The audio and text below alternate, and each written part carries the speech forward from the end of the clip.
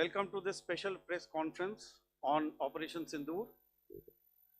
We will begin with opening statements by the three senior officers to my right here, who have been directly overseeing operations during Operation Sindoor.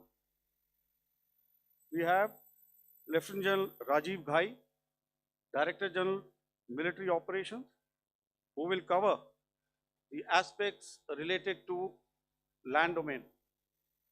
Air Marshal A.K. Bharti, to his right, Director General Air Operations, will provide insights on the air domain. And to my right is Vice Admiral A.N. Pramod, Director General Naval Operations, who will cover aspects on maritime domain. Following their briefings, we will move on to the question answer session. I now request the DGMO to commence the opening brief. Thank you, Sandeep. A very good evening to all of you, ladies and gentlemen. You are all by now familiar with the brutality and the dastardly manner in which 26 innocent lives were prematurely terminated at Pahalgam on the 22nd of April. When you combine those horrific scenes and the pain of the families that the nation witnessed with numerous other recent terrorist strikes on our armed forces and defenseless civilians, we knew that the time had arrived to make yet another compelling statement of our resolve as a nation.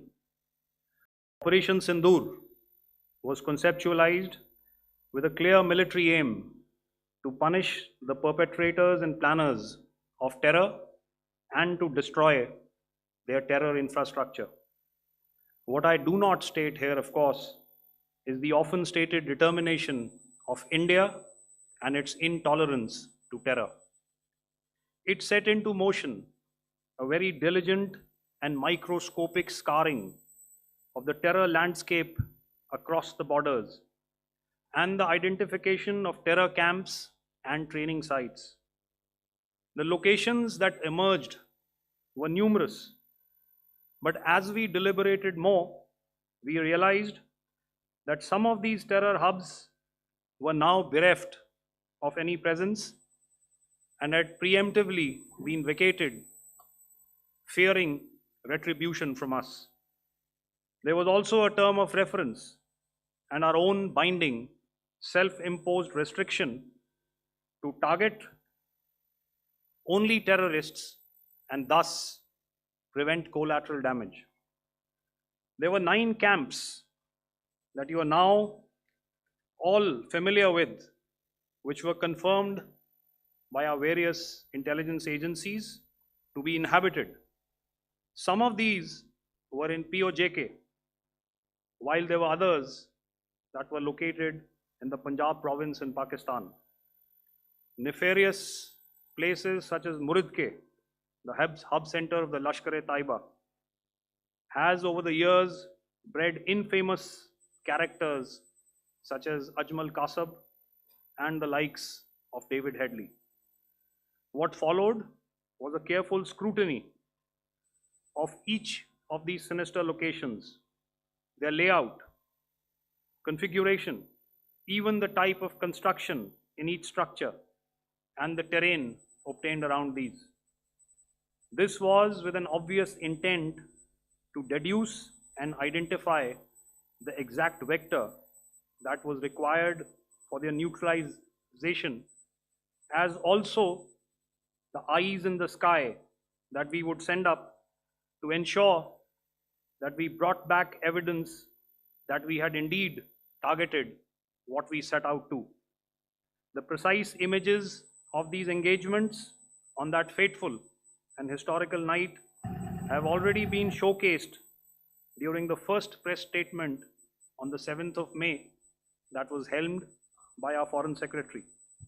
I have no doubt in my mind that we achieved total surprise, and those strikes across those 9 terror hubs left more than 100 terrorists killed, including high-value targets such as Yusuf Azhar, Abdul Malik Rauf, and Mudassir Ahmed that were involved in the hijack of IC-814 and the Pulwama blast. The line of control was also violated soon after by Pakistan, and the erratic and rattled response of our enemy was apparent from the number of civilians, inhabited villages, and religious sites such as Gurudwaras that were unfortunately hit by them, leading to a sad loss of lives. The Indian Air Force played a major part in these strikes by engaging some of these camps, and the Indian Navy provided wherewithal in terms of precision munitions. The Indian Air Force obviously had their assets up in the sky, and I will here request Air Marshal Bharti, the Director General of Air Operations, to detail for you the methodology that the men in blue adopted to successfully manifest this mission. Thank you, Rajiv. A very good evening, ladies and gentlemen. It indeed is a difficult time that we have to come here like this and brief you. We could have done without this, but we had no choice. As the DGMO has detailed, the event was precipitated by the dastardly act at Pahalgam. The sequence of events have already been detailed. We carefully selected the targets, and out of the 9 selected targets, the target systems that were given to the Indian Air Force were the notorious training camps at Bhavalpur and Muridke, these being further from the international boundary. Through critical target system analysis, we analyzed what was to be done to annihilate these targets and plan to engage these targets with precision air-to-surface guided munitions so as to avoid collateral damage. The modalities of planning process I will not go through at this instant. However, what I would like to show you is the results that we achieved through our targeted airstrikes. Could I have the second slide, please?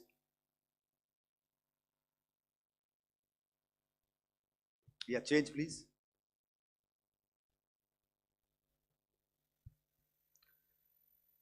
Okay. This is what the terror infra at Muridke looks like. If you see, north is as indicated, and to the right is east, where the international boundary lies. Could we have the next slide, please?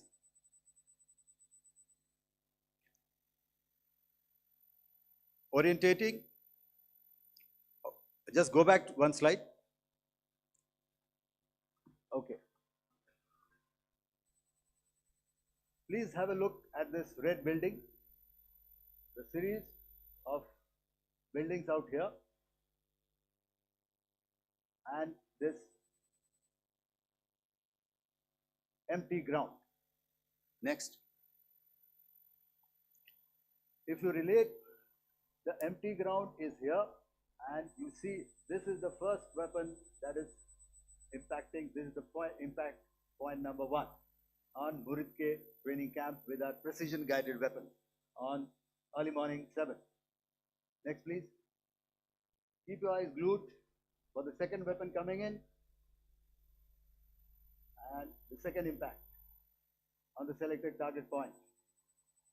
Next slide, please.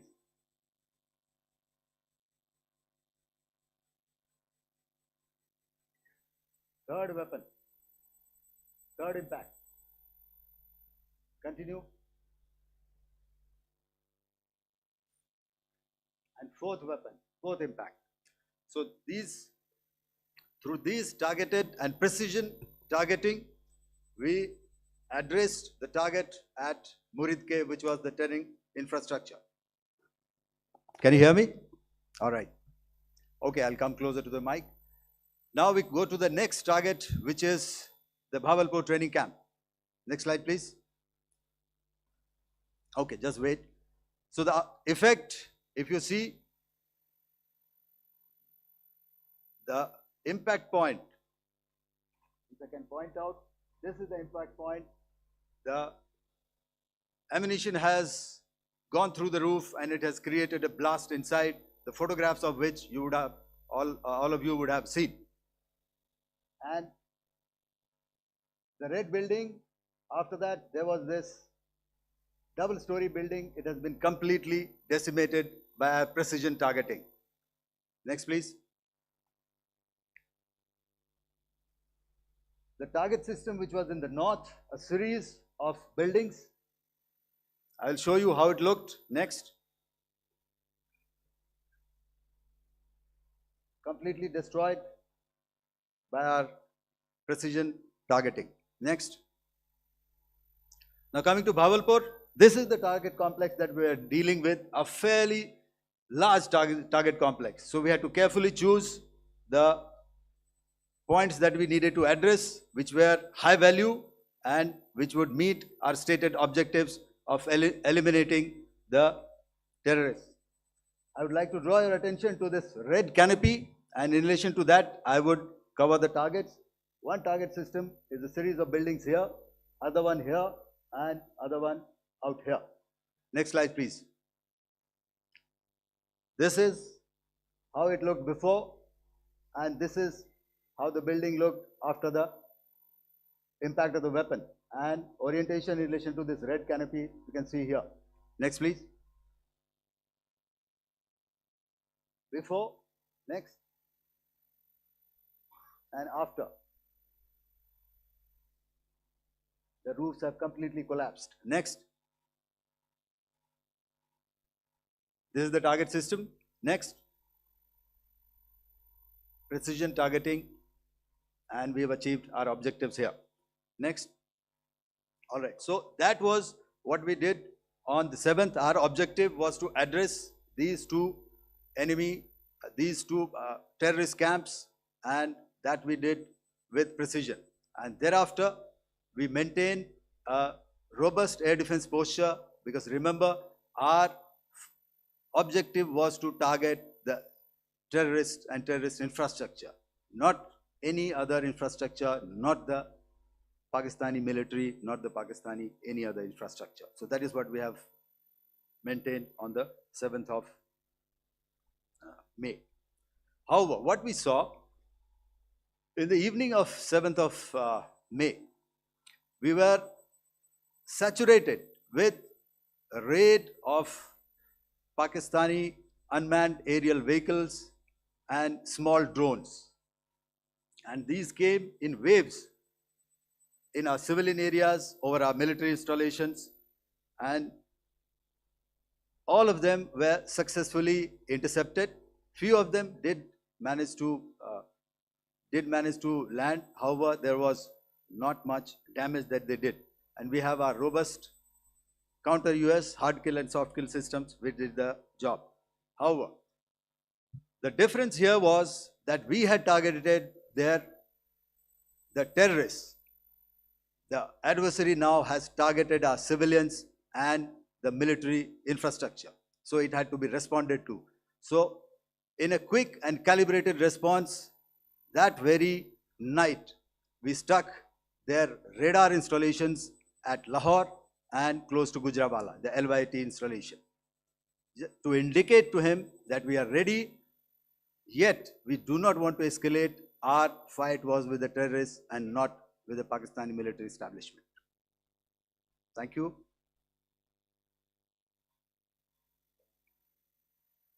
Thank you, Air Marshal Bharti.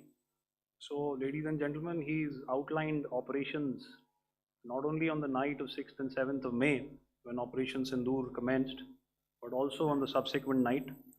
Being well aware and familiar with the congenital and impulsive nature of our adversary, and even though we did attempt to reach out and communicate our compulsions to strike at the heart of terror to my counterpart in the immediate wake of Operation Sindoor.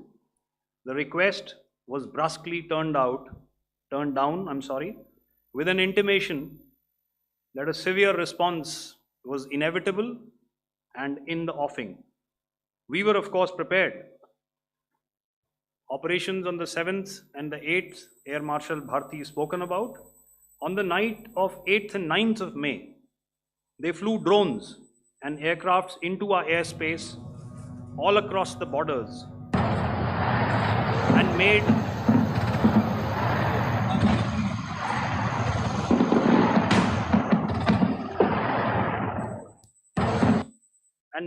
largely unsuccessful attempts to target numerous military infrastructure. Violations on the line of control by Pakistan also commenced yet again and precipitated into fierce arty engagements. The air operations on the night of 8th and 9th of May, I'll yet again request the DG Air Operations to cover.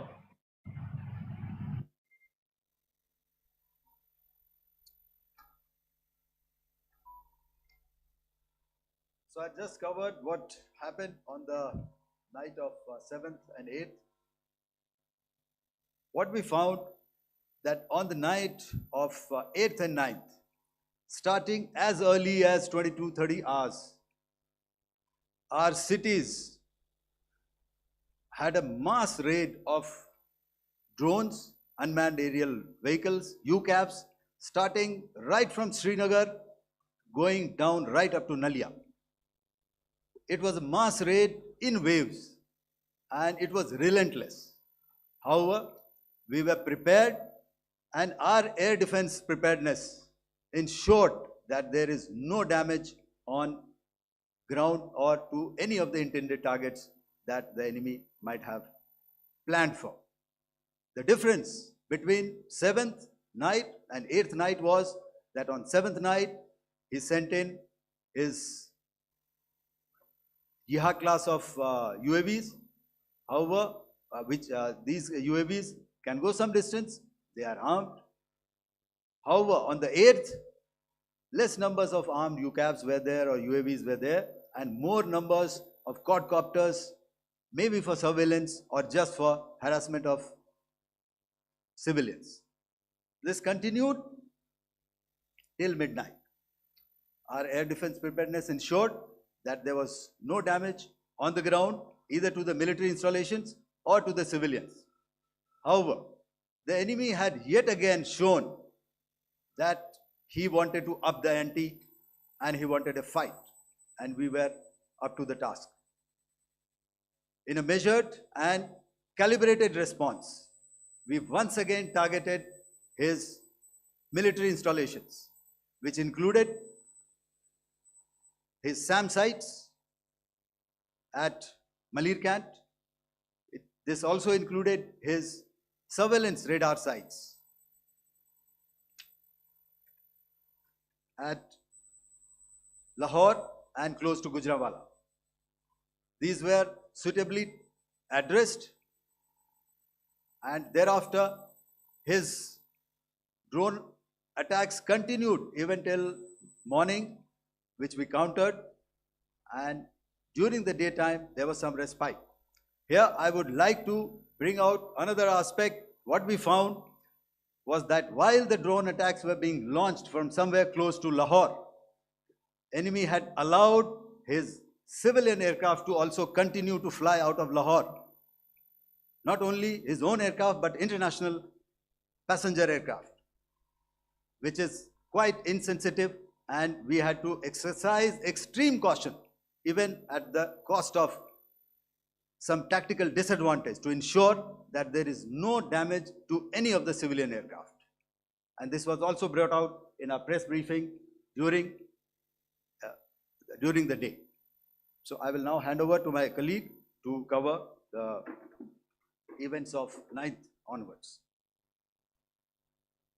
On land, we also undertook certain measures such as deployment of air defense and electronic warfare assets to establish an integrated grid with the Indian Air Force, and I have seen and heard some of you wax eloquent about the benefits of such an architecture when it comes to negating and combating air intrusions.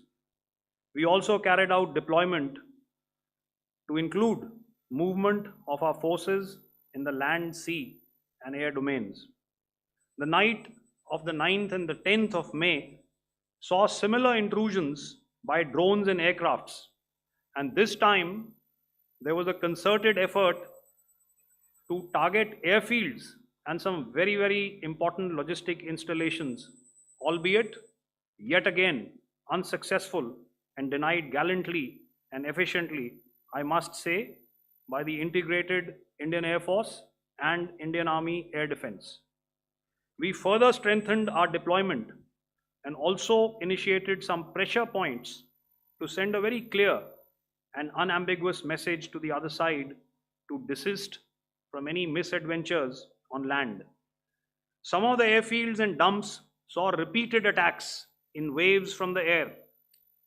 All were thwarted. The Pakistan Army has reported to have lost approximately 35 to 40 personnel in artillery and small arms firing on the line of control between the 7th and the 10th of May. What the other side had probably also not reckoned with was the speedy and precise turnaround and hit back by the Indian Air Force. And I will yet again ask Air Marshal Bharti to speak about these significant and game-changing strikes. I will thereafter request Vice Admiral Pramod, my colleague and Director General of Naval Operations, to tell us about some very telling naval maneuvers in the Arabian Sea that exerted pressure on the night of 9th and 10th of May. Over to you, sir. Commencing about 2000 hours, that is 8 p.m. local time, on 8th of May, several Pakistani unmanned aerial systems, drones, combat vehicles attacked multiple IF bases. These included Jammu, Udhampur, Pathankot, Amritsar, Bhatinda, Nal, Dalhousie, Thois, Jaisalmer, Uttarlai, Falodi, Nalia. These were almost simultaneous and they came in waves. All our AD guns and other systems were waiting for them. All these waves were neutralized by our trained crew using the air defense systems that they have, and also some of them were utilized using our legacy systems like Pechoras and IF Summer, which we have recently acquired, and some were neutralized by the Garud snipers. There was no damage on ground from these incursions and these mass raids, if I could call them, from the Pakistani side. However, following these relentless attacks on our air bases, on our forward positions, and on our civilian targets, this was time to convey some message to our adversaries. And therefore, a decision was taken to strike where it would hurt. And towards that, in a swift, coordinated, calibrated attack, we struck his air bases, command centers, military infrastructure, air defense systems across the entire Western Front. The bases we struck include Chaklala, Rafiki, and mind you, Chaklala is Islamabad, Rahim Yar Khan, Sakar, sending a clear message that aggression will not be tolerated. This was followed by strikes at Sargoda, Bholari, Jacobabad. We also struck the C2 centers at Murid, the UAE complex at Murid, Rafiki, radar at Chunia, which I will show you, Rahimyar Khan airfield, and the unmanned combat aerial vehicle hangar at Sakar. I would like to reiterate here that we have the capability to target every system at these bases and more. However, it was only a measured response to instill good wisdom to our adversary to refrain from further escalation. IF response was directed only at military installations, avoiding civilian and collateral damage. I would now like to show you some of the effects that have been achieved as a result of our air operation.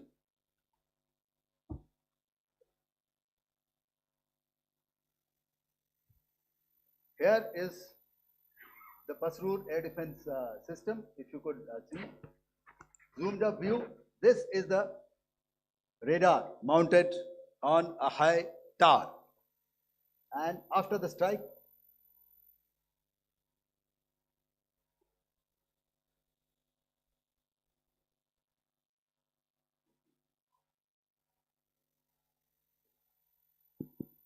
thank you. Can you hear me? Yeah, thank you. And after the strike, this is what has happened. This radar has been taken out, completely burnt. Next slide, please. The Chunia air defense radar, which was taken out on 7th and 8th. This is the radar site. A blown up photograph, once again, on a tower. Not very clear, but what you see very clearly is the after effect after we have stuck. The radar head has been completely decapitated. Next slide, please. Arifwala air defense radar. In this complex, you see how it looked before, blown up image, and after really blown up. Next. Now coming to Sargodha airfield. Remember, this is one of their important airfields wherein they have a lot of assets, F-16s, other assets which they keep getting, training institutes. And we have stuck this airfield. It is not, if you zoom in here, then one impact point here on the runway and second impact point of our weapon, precision weapon on the runway. And if you see this blown up, repairing going on. Same here. Next. Rahimyar Khan. This is the area we have stuck. A deep strike out here and one complex here. So this is how it looked before, and same. You see a big crater, another crater here, and this complex after strike neutralized. Next. Chaklala airfield, Noor Khan, once again a major air base, a lot of their logistic assets out here. This was the chosen complex that we intended to strike and convey a message. Next slide, please. This is how it looked before, and this is how it looked after our strike. Next. Sakar. We chose the radar site at Sakar. This is the radar site, and after it was struck, this is the aftermath, completely burnt out. Next, please. Aircraft shelter. This is how it looked before the strike, and this is how it looked after the strike. The roof of the buildings completely caved in and burnt.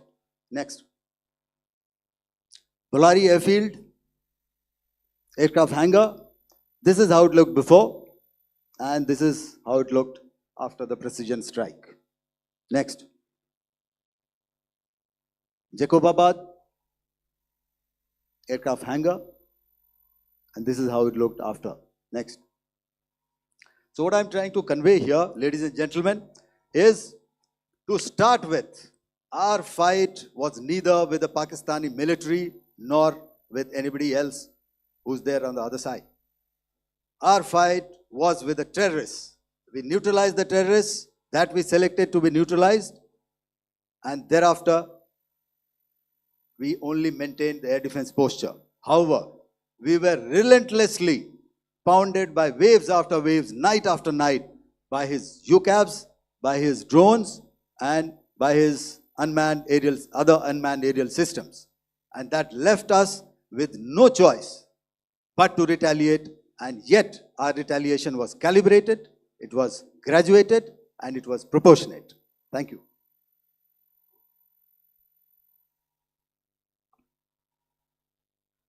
Good evening, ladies and gentlemen. In the aftermath of the cowardly attacks on innocent tourists at Pahalgam in Jammu and Kashmir by Pakistani-sponsored terrorists on 22nd April, the Indian Navy's Carrier Battle Group, surface forces, submarines, and aviation assets were immediately deployed at sea with full combat readiness in concert with the Joint Operation Plan of the Indian Defence Forces. You may be aware that we tested and refined tactics and procedures at sea during multiple weapon firings in the Arabian Sea within 96 hours of the terrorist attack. The aim was to revalidate our crew, armament, equipment, and platform readiness to deliver various ordnance on selected targets precisely. Thereafter, our forces remained forward deployed in the Northern Arabian Sea in a dissuasive and deterrent posture with full readiness and capacity to strike select targets at sea and on land, including Karachi at time of our choosing. The forward deployment of the Indian Navy compelled Pakistani naval and air units to be in a defensive posture, mostly inside harbors or very close to the coast, which we monitored continuously.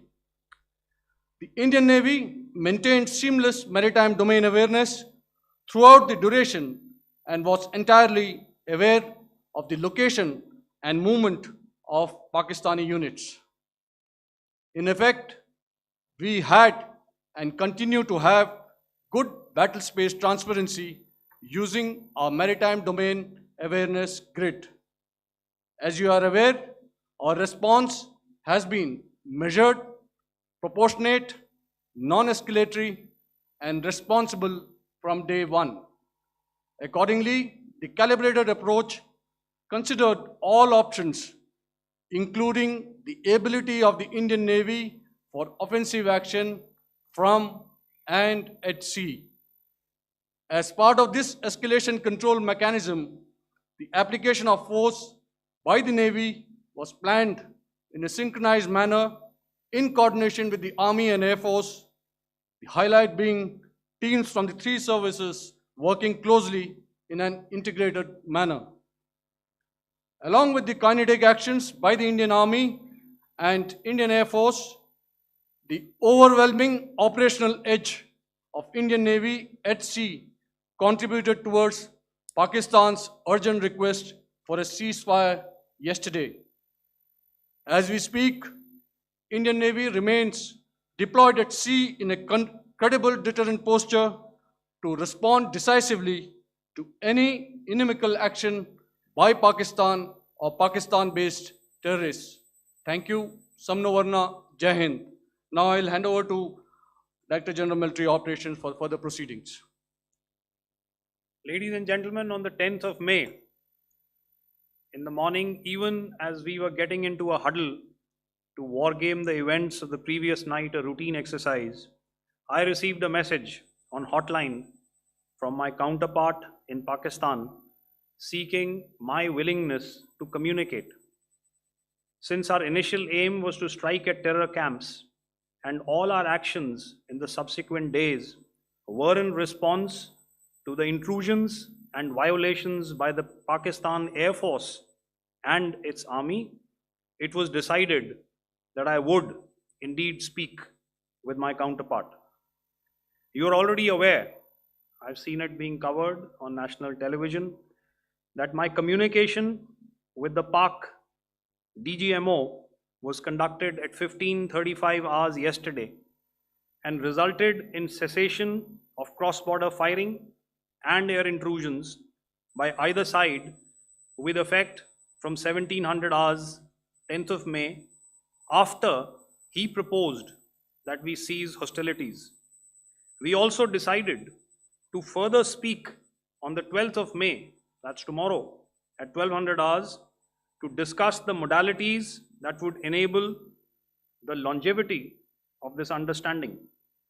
However, disappointingly, and must I add, expectedly, it took only a couple of hours for the Pakistan Army to violate these arrangements by cross-border and across the line of control firing, followed by drone intrusions across the expanse of the Western Front through last night and in the early hours of the morning today. These violations were responded to robustly and dealt with as they must be. We have earlier today sent another hotline message to my counterpart highlighting these violations of the understanding between the DGMOs on the 10th of May and our firm and clear intent to respond to these fiercely and punitively, if repeated tonight, subsequently, or later. In this regard, I must inform all of you that the Chief of Army Staff has earlier today conducted a security review and has granted full authority to our Army commanders for counter actions in the kinetic domain in case of any violation by Pakistan. In the end, I pay my solemn homage to my 5 fallen colleagues and brothers from the armed forces and civilians who have tragically lost their lives in Operation Sindoor. Our hearts go out to the bereaved families, and we express our solidarity to them in this lifetime and beyond, at this grave juncture in their lives. Their sacrifices shall always be remembered and spoken of in glowing terms by a grateful nation. We have thus far, ladies and gentlemen, exercised, and my colleague Pramod highlighted this, immense restraint, and our actions have been focused, measured, and non-escalatory. However, any threat to the sovereignty, territorial integrity, and safety of our citizens will be met with decisive force. Jai Hind. Okay, ladies and gentlemen, we are now open for questions. All right, now since I would not know all of you, I would expect you to please raise the placard or your hand, and once I indicate, I expect you to please give out your name and the media group that you belong to. Keep your questions short so that we can take as many questions as possible. Also, ladies and gentlemen, kindly bear in mind that confidential aspects may not be answered by the 3 DGMOs. Right. I've got a lot of hands there. Let me start from the left. Left foot always in front when we start marching. So here we have to the left, okay, yeah, 238.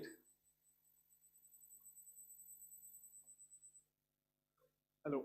So this is Manas Pratimhuyan from PTI, Press Trust of India. So the understanding that was reached yesterday on stopping the military operations and actions, was it for just 3 days? And what would be the cost escalation if there is violation of this understanding by the Pakistani side? And my subsequent question would be that we have a kind of ceasefire agreement with Pakistan that was finalized in 2003. So will there be some kind of similarities in frameworks between the two kind of understandings, 2003 ceasefire agreement and the current understanding on stopping military operations.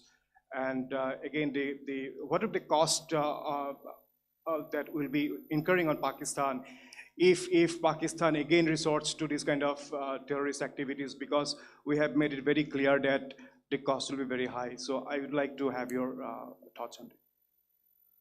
Okay, so I'll answer the latter part of the question first. I also want to add that while the initial ceasefire agreement, as you correctly pointed out, is of the 2003 vintage, but I must remind you that in 2021, in the month of February, and this was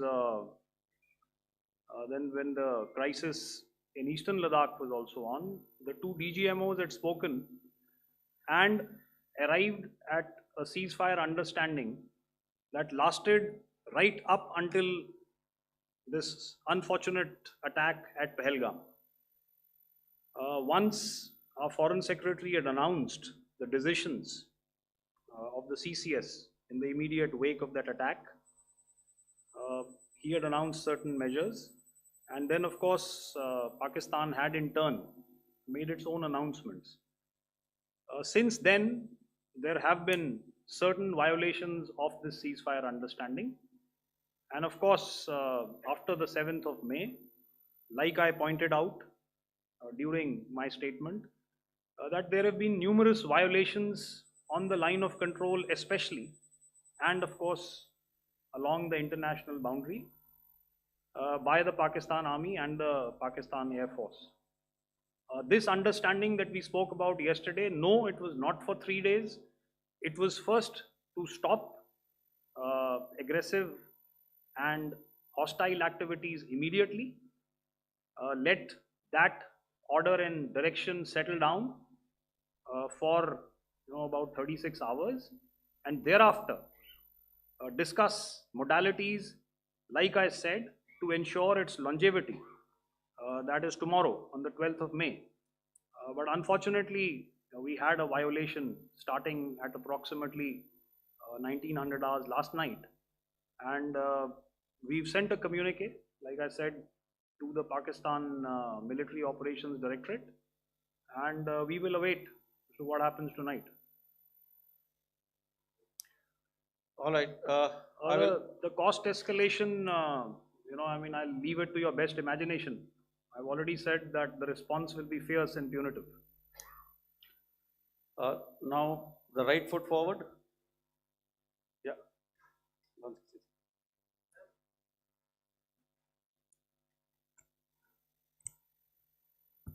Sir, I am Ajit Dubey from ANI, sir.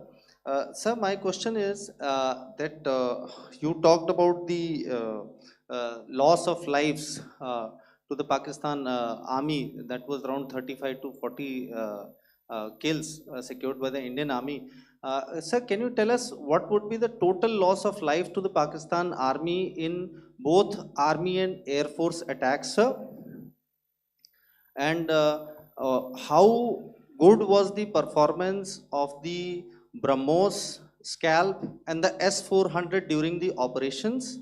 And sir, since we have, sir, just one line. No multiple questions, please. Sir, all right. and since sir, we have achieved such a spectacular, we have made good achievements in this entire operation.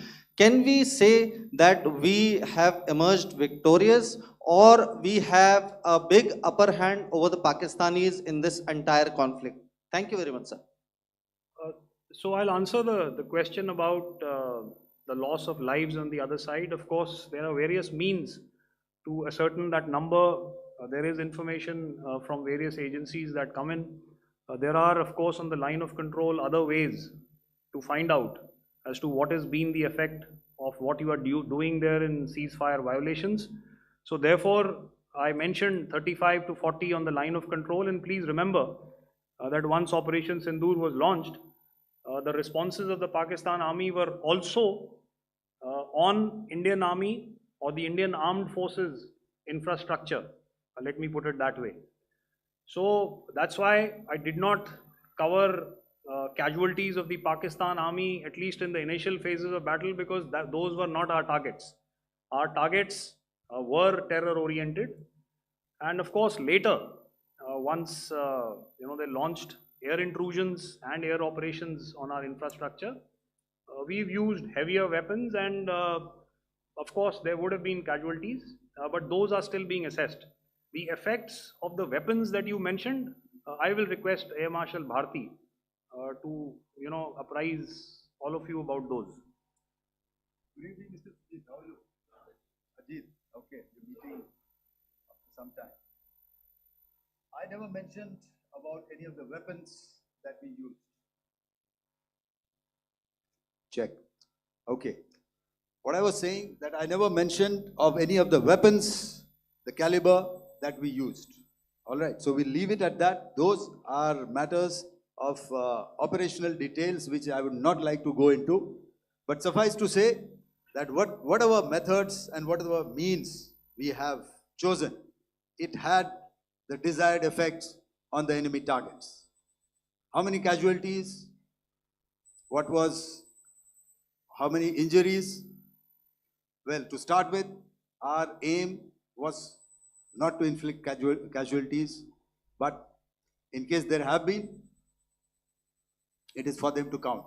Our job is to hit the target, not to count the body bags.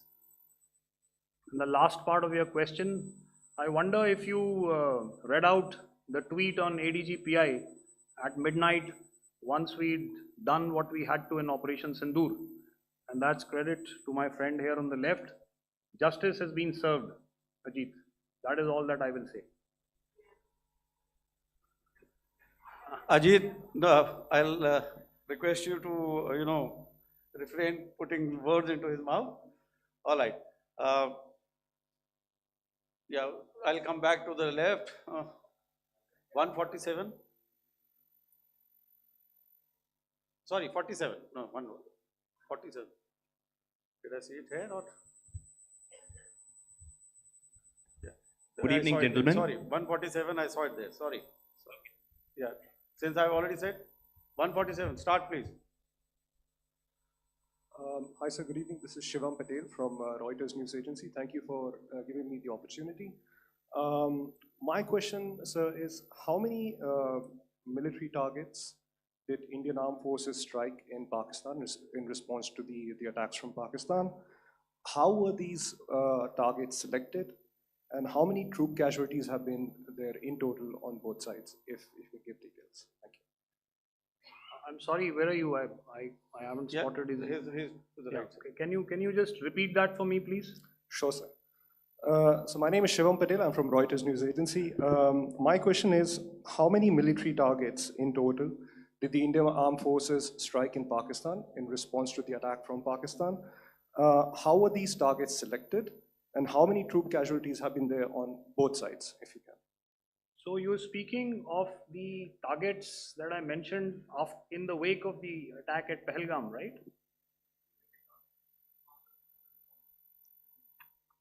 Yeah, I think it's amply clear to everybody here that the Pakistan army has not crossed the international boundary, neither in the plain sector nor on the line of control. So the intrusions have been in the air. There have been certain attempts on the line of control when ceasefire violations have been on to try and infiltrate and carry out and perpetrate activities that we are all very well familiar with. Whether these are by terrorists or by the Pakistan army or its special forces and commandos is difficult to say, but each of these have been effectively thwarted. So therefore, as far as engagements of military targets on the other side is concerned, I thought Air Marshal Bharti covered those very well and in detail, and he also mentioned as to how they went about targeting those.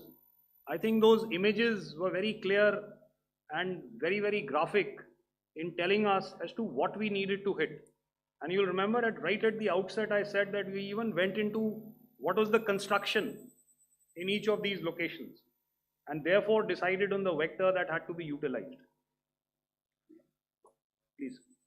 Okay, if I could add to what the DGMO has said, I have already detailed the targets. Now, whether it is X numbers or Y numbers is that is immaterial. And what damage have we inflicted? You have seen. What are the casualties on the other side? As I said, that is for them to count. As far as we are concerned, from the air defense side, if they had a choice, they would have definitely come in. They are fighters, there are more numbers of UCAVs. It is not that they did not intend to come in. It is only that our robust AD posture prevented them from coming in. So that must be known, and that must be realized by all the audience here. Yeah, I'll come to the left now, 24.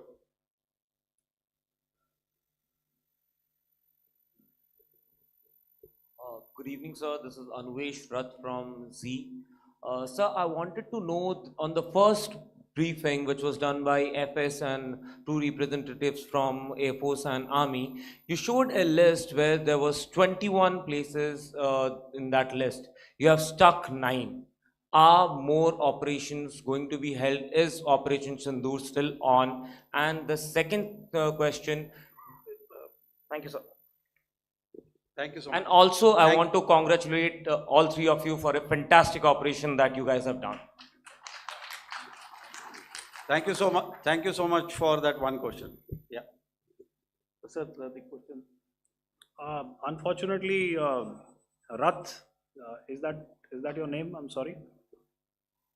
You know, as far as operational details are concerned, I am not in a position to share those right now. But I think I'll take a cue from Pramod. You know, he said towards the end that the Indian Navy is still in a posture that is deterrent. And I have already made it very clear towards the end of what I said that it's only a couple of hours ago that the Chief of Army Staff has carried out a security review, and he's authorized our Army commanders to deal with violations of any kind from across the borders in a manner that they deem fit. So again, to reiterate, the response will be fierce and it will be punitive.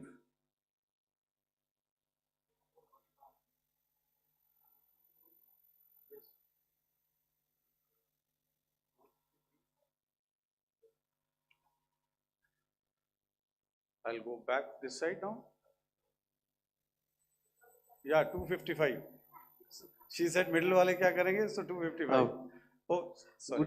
Good evening, sir. Yeah, 255. I'm Shailesh from National Defense. Please allow me, first of all, to pay my gratitude for protecting us Indians. Thank you very much. Sir, since the enemy has been talking about taking down our aerial platforms, it would be deemed fit in case we can reveal that we have taken down their fighter jets. What could be the number? Though you said that they may be not good to reveal the platforms, but since this has come from various quarters in Pakistan, so I believe that we need to answer, in case if you can, sir, if you may allow. The question is for me? Yes, sir. Okay, and if I get it right, you want to know how many of their planes we have downed? Yes, sir. Yes, sir. All right. See, as I said, their planes were prevented from coming inside our border. All right. So we do not have the wreckage with us, but definitely we have downed a few planes. Numbers, we would not like to hazard a guess out here. Okay. I have the numbers, okay, and we are getting into the technical details of it to establish it. So I would not like to put a figure at this time, but definitely there are losses from their side which we have inflicted. Were they Please don't ask. fourth generation plus, sir?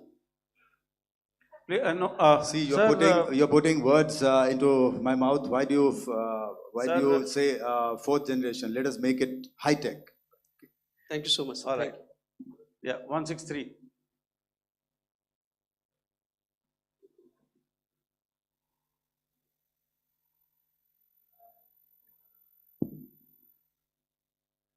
तो मैं मंजीत नेगी हूँ आज तक से। मेरा सवाल ये है कि इस पूरे ऑपरेशन में जो आतंकी ठिकानों को निशाना बनाया गया, क्या नंबर्स कुछ बता सकते हैं कितने आतंकी मारे गए? कुछ नाम सरकार मतलब कुछ नाम मीडिया में आए भी हैं जो बड़े उसके मास्टरमाइंड थे। और एक सवाल जो आज एयरफोर्स ने भी एक ट्वीट किया कि ऑपरेशन सिंदूर अभी जारी है और सरकार की तरफ से भी कहा गया, और पिछली बार जब विदेश मंत्रालय की प्रेस कॉन्फ्रेंस पहली हुई थी उसमें वो लिस्ट दिखाई गई थी कि 21 टेरर कैंप आइडेंटिफाई किए गए हैं। तो क्या जो बाकी बचे हुए टेरर कैंप हैं उन पर भी कार्रवाई होगी? और एक नंबर अगर आप बता पाएं कितने टेररिस्ट मारे गए? Manjeet ji, 3 questions. The third one has just been asked here before. So 21 this thing. So I'll request the first to be answered so that we have more number of people who can ask. Manjeet, जब मैंने statement दिया तो मैंने शुरू में ही कहा कि जैसे ही ऑपरेशन सिंदूर कॉन्सेप्चुअलाइज हुआ तो हमारा जो पीछे की कार्रवाई होती है स्पेड वर्क और टारगेट्स को आइडेंटिफाई और एनालाइज करने की कार्रवाई शुरू हो गई थी। मैंने जब स्टेटमेंट दिया तो मैंने बताया कि बहुत सारे थे, हमने 21 दिखाए होंगे और भी हैं, लेकिन वो लिस्ट फिल्टर करते करते 21 तक पहुंची। अब क्या आगे एंगेज किए जाएंगे? अगर ज़रूरत पड़ेगी तो ज़रूर एंगेज किए जाएंगे, लेकिन मैंने बताया कि इस समय जो इंट एजेंसीज ने हमें बताया कि फलाने कैंप में प्रेजेंस है, हमने उनको एंगेज किया। कुछ नाम मैंने लिए, कुछ नाम अभी पुख्ता किए जा रहे हैं। मैंने आपको बताया कि जो इंट एजेंसीज ने अभी तक असेसमेंट किया है उसमें उन्होंने कहा है कि तकरीबन 100 से ज़्यादा मारे गए हैं। और एक आज आपने तस्वीर भी देखी कि काफ़ी प्रोमिनेंट जो फ्यूनरल था, काफ़ी प्रोमिनेंट एक जो हस्ती हैं वो ऑर्गेनाइज कर रहे थे, और उस फ्यूनरल में और कौन कौन लोग अटेंड कर रहे थे वो तो आपने देखा ही। तो आप लोग सब समझदार हैं और मुझे ये कहने की ज़रूरत नहीं है कि इन लोगों को कहाँ से सपोर्ट मिल रहा है। अगर नहीं मिल रहा होता तो ऑपरेशन सिंदूर नहीं होता, तो उसी की वजह से है ये ऑपरेशन। तो मेरे ख्याल से मैंने आपके सारे सवालों का जवाब दे दिया। Ma'am, sir, next is from 17.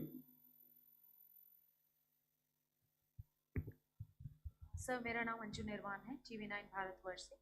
Sir, मेरा सवाल ये है कि ऑपरेशन सिंदूर में हमारी जो इंडियन नेवी है उसके बारे में सर थोड़ा सा बताएं कि किस तरह की उसकी भूमिका रही, क्योंकि हमने इस दौरान सर देखा कि बहुत सारी स्पेकुलेशन भी रही और ये बोला गया कि कराची तक हमारी नेवी ने ऑपरेशन किया है। तो सर इस पर थोड़ी सी क्लैरिटी चाहिए। और सर हमने कौन कौन से फाइटर एयरक्राफ्ट डाउन किए हैं, अगर उसका भी थोड़ा सा क्लैरिटी मिल जाए तो अच्छा रहेगा। तो मैं आपका पहले सवाल का जवाब दूंगा।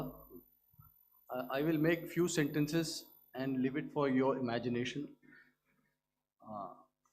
First of all, as I mentioned, we have quantitative and qualitative edge to deliver a massive blow to our adversary, and we completely dominate in the maritime front.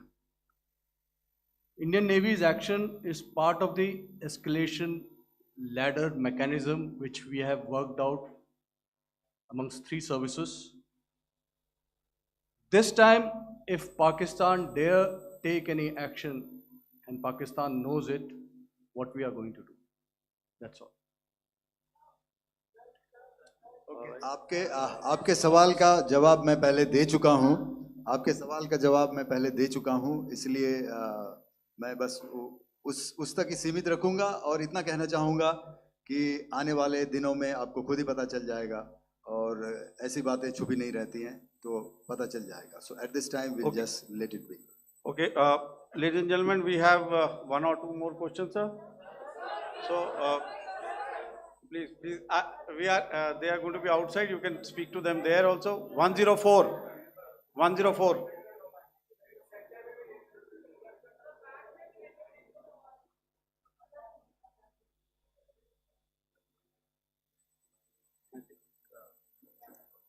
Yeah, ask, sir. Sir, Dinaka with the Hindu newspaper. Are you surprised that you got this question? No, sir. Just look. Sir, can you give a number of assets we lost, because there's been a lot of speculation going on, international media writing a lot of things about our platforms, including Rafales. I mean, Pakistan claiming that Rafale has been downed, etc. Can you put that question to rest and clarify on that? I guess that question is for me. All right, I'm happy that you've asked this question. You know, we are in a combat scenario, and losses are a part of combat.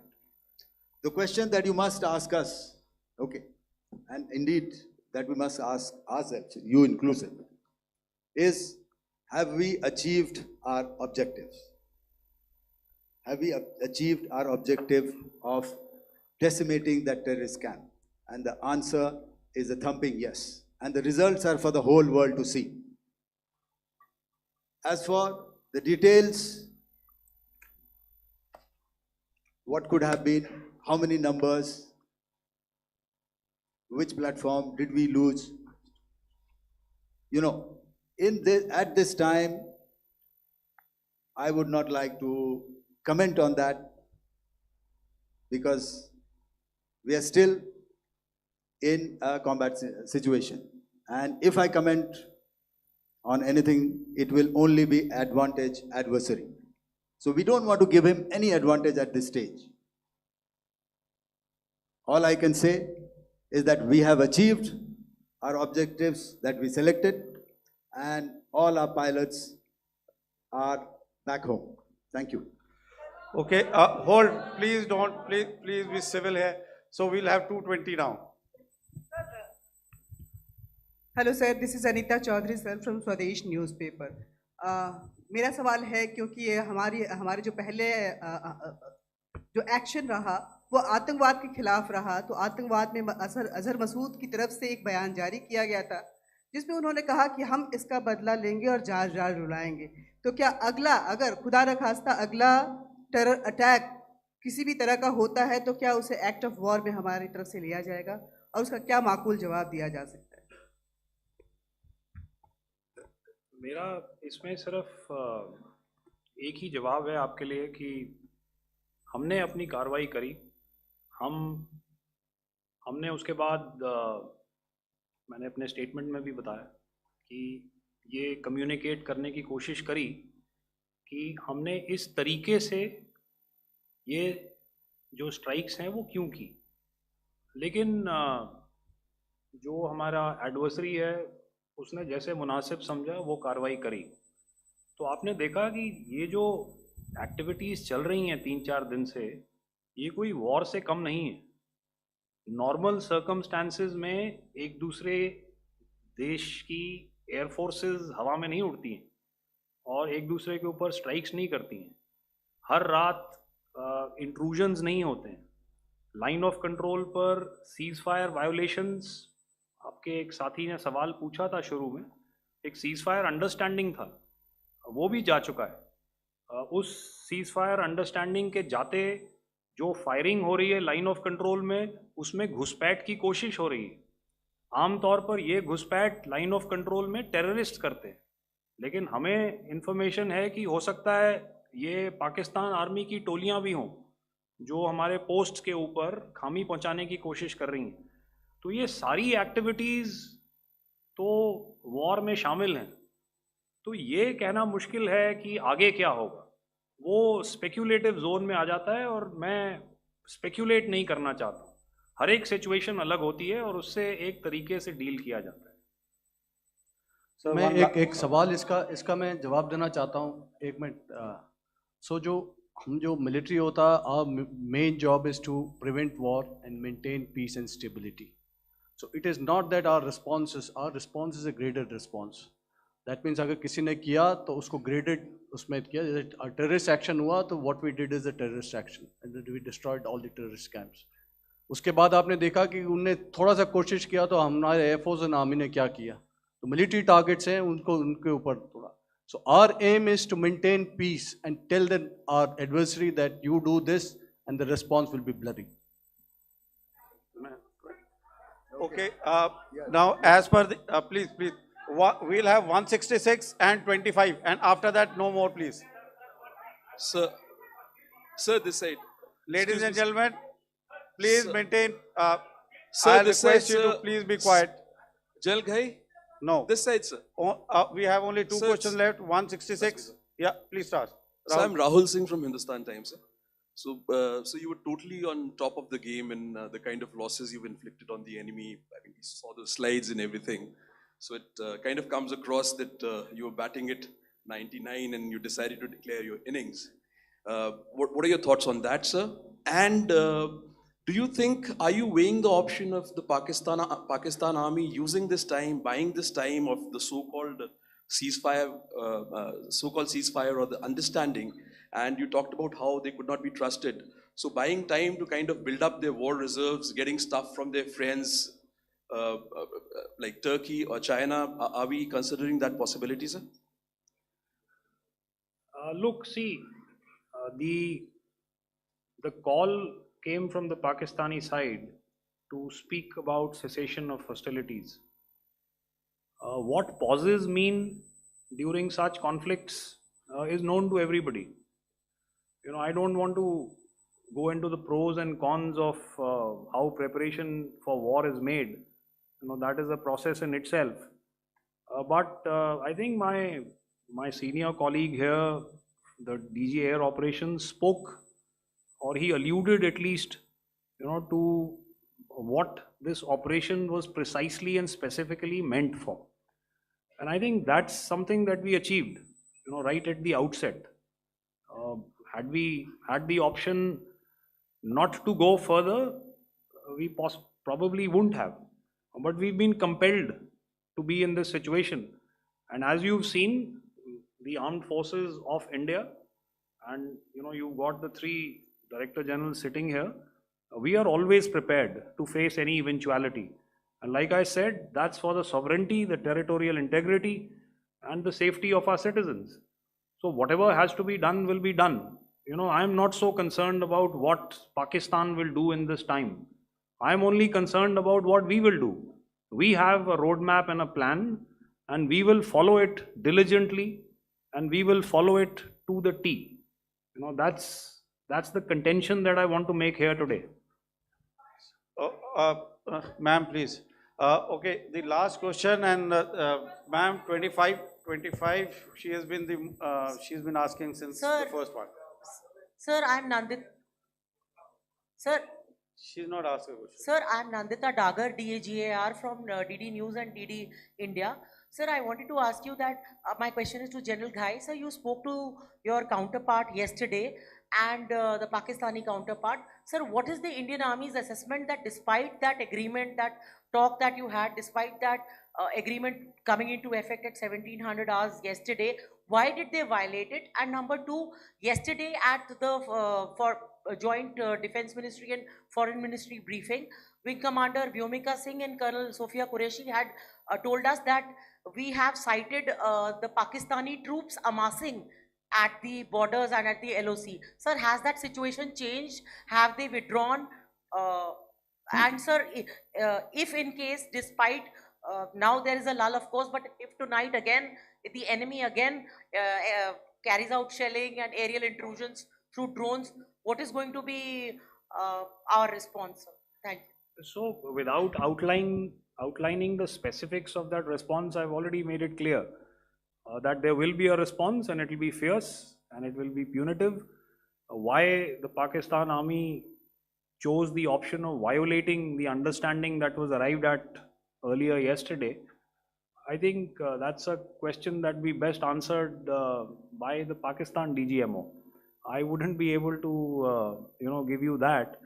But in situations such as these, and if you go back into any conflict, sometimes these understandings take time to fructify and manifest on ground. But without getting into the reasons, it is our mandate to be prepared at all times, and that we were. It's not as if because there was an understanding we weren't prepared. I must tell you that the armed forces were on a very, very high alert, and they continue to be in that state even as we speak. Oh, all right. Ladies and gentlemen, please, ma'am, please, Okay, thank you so much for coming today. Those who have missed asking a question, those who have missed, see, I knew I'll grab this attention from you like this.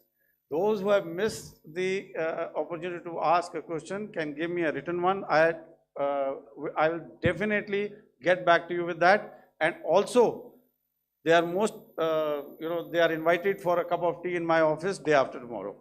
Thank you, ladies and gentlemen, for coming. Thank you. Thank you very much. Jai Hind. Jai Hind.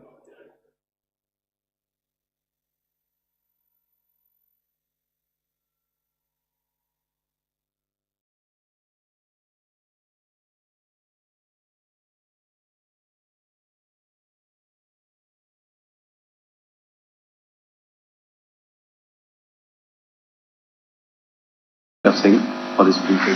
With that, sir, the floor is over to you. Thank you. Deep good morning. Namaskar. Sorry to keep you all waiting. जैसा कि हम पिछले 2-3 press briefings में भी बता चुके हैं, ये पाकिस्तानी गतिविधियां हैं पिछले 2-3 दिन से, जो एक एस्केलेटरी तौर पे देखी जा रही हैं और प्रोवोकेटिव तौर पे देखी जा रही हैं. I've said on numerous earlier occasions, it is Pakistani actions that have constituted provocation and escalation. In response, and I repeat, in response, India has defended and reacted in a responsible and measured fashion to these provocations and these escalations by the Pakistani side.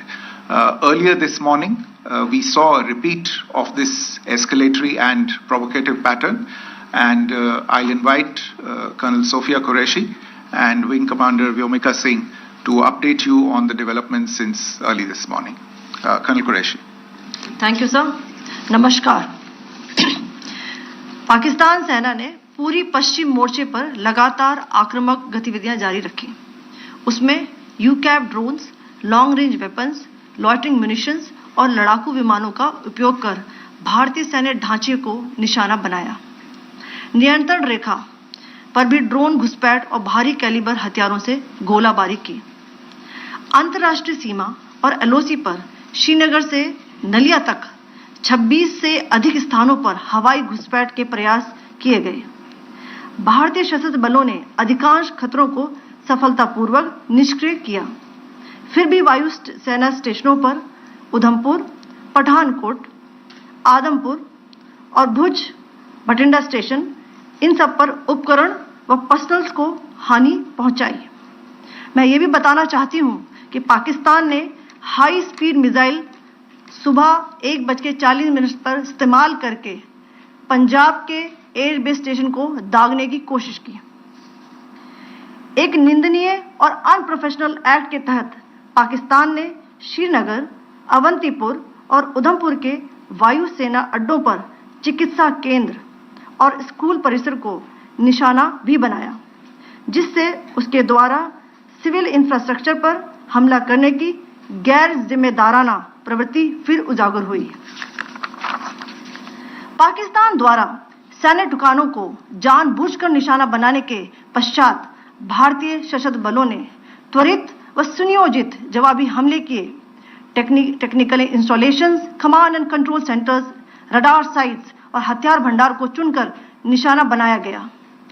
Rafiki, मुरीद, चकलाला, रहमियार खान, सुकूर और चुनिया स्थित पाक सैन्य ठिकानों पर air launched सटीक हथियारों व लड़ाकू जेट से प्रहार किए गए.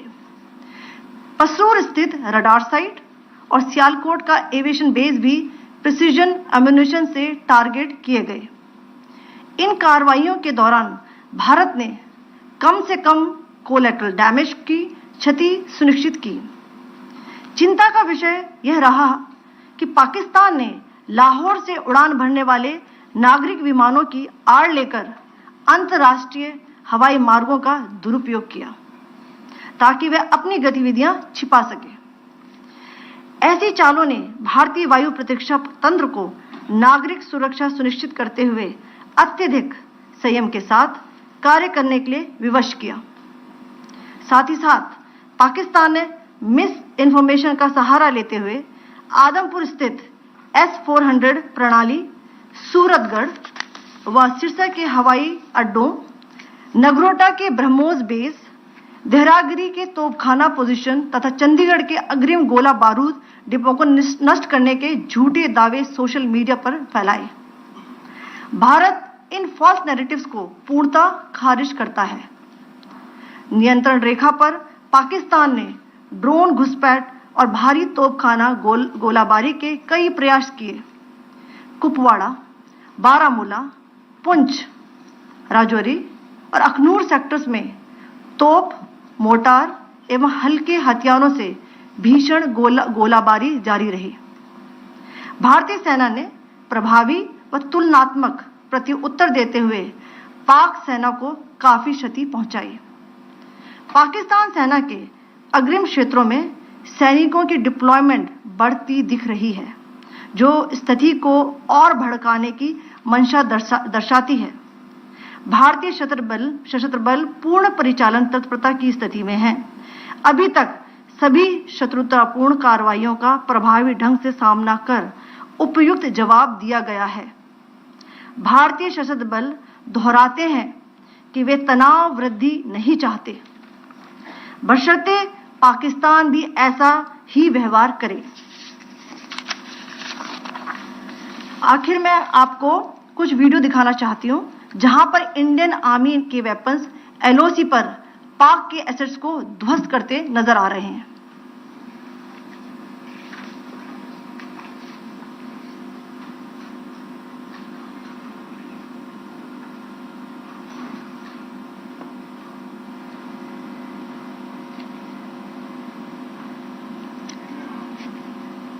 स्क्रीन में आप देख सकते हैं इस वीडियो को।